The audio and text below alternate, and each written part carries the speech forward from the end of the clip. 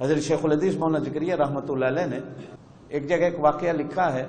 حضرت سلمان بن ربیع بہت بڑے اللہ کے ولی گزرے ہیں کوفے میں.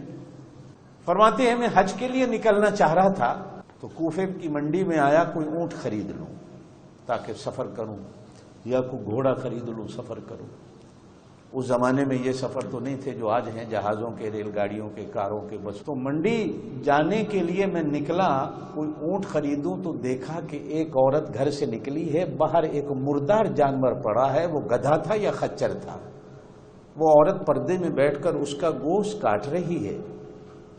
میں حیران ہوا کہ یہ مردار پڑا ہے 2-4 دن کا، یہ عورت مردار کا گوشت کیوں کاٹ رہی؟ کہیں ایسا تو نہیں کہ یہ بازار میں بیچتی ہو یا پکا کے کسی کو کھلا دیتی ہو. میں یہ منظر دیکھتا رہا، دیکھا کہ وہ گوشت تھوڑا سا کاٹ کر اپنے گھر میں چلی گئی. اب میں تھوڑی دیر کے بعد اس گھر میں جا پہنچا، دروازہ کھٹکھٹایا تو اندر سے ایک بچی نے کہا کون؟ میں نے کہا میں سلمان بن ربیع بول رہا ہوں، میں نے یہ منظر دیکھا ہے کہ اس گھر سے نکلنے والی کو عورت مردار کا گوشت کاٹ کے لائی اور اسی گھر کے اندر داخل ہو گئی ہے، یہ کیا معاملہ ہے؟ تو اندر سے اس بچی نے کہا ہم سادات ہیں، ہم سادات ہیں، ہمارے گھر میں کوئی کمانے والا مرد نہیں ہے. کتنے دن ہو گئے ہمارے گھر میں فاقہ تھا، کچھ بھی نہیں کھانے کو پیٹ میں گیا.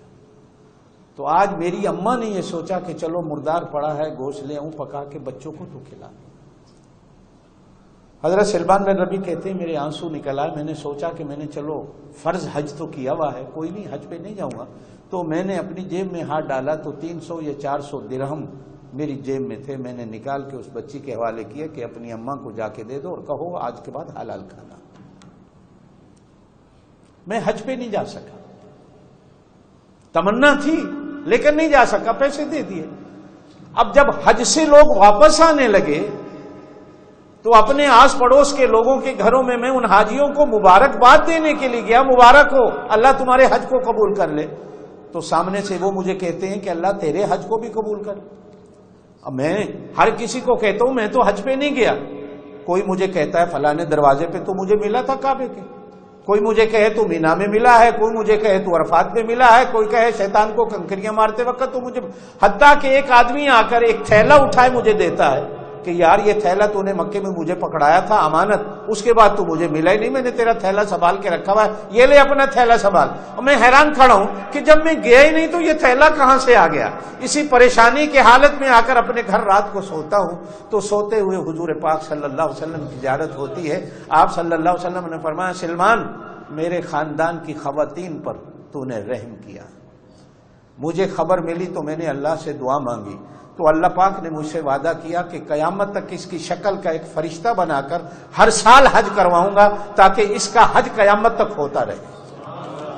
آپ صلی اللہ علیہ وسلم نے فرمایا میں تجھے تسلی دے رہا ہوں تو حج پہ گیا، اللہ نے تیری شکل اس فرشتے کو دے دی ہے. یہ جتنے لوگ کہہ رہے ہیں سچ کہہ رہے ہیں، اس لیے کہ جو کسی کے کام آتا ہے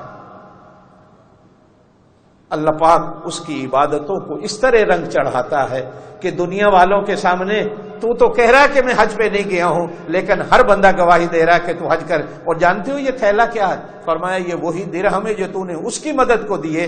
جو بندے کی مدد کرتا ہے اللہ پاک لوٹا کے واپس دے دے.